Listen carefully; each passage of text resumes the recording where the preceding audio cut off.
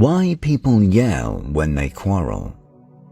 Once a wise master asked his students, "Do you know why people yell when they quarrel?"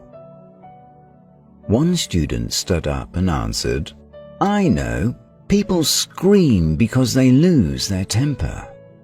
Then the master asked, "But why scream when another person is very close to you? After all, you can speak quietly. So why shout at another person even if you are angry?" Students began to offer other answers, but none of them seemed right to the master. Some students ran out of variants, and they looked at the master.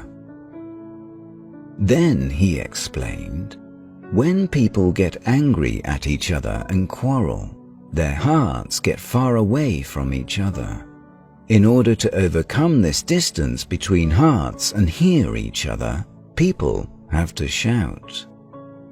The more they get angry, the farther their hearts get from each other, and the louder people shout. The master continued, "Do you know what happens to people when they fall in love? In this case, everything is quite the opposite. People speak very quietly.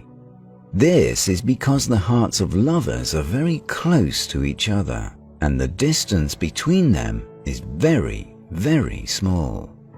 The students were listening and wondering. "What happens when people fall in love even more?" Master said further. "Lovers completely stop talking loudly. They only whisper quietly to one another. Due to this, they get even closer, and later words become totally unnecessary to them because they begin to understand each other without words." The teacher looked at his students and summed things up. He said, "That's why, in any quarrel, do not let your hearts drift apart.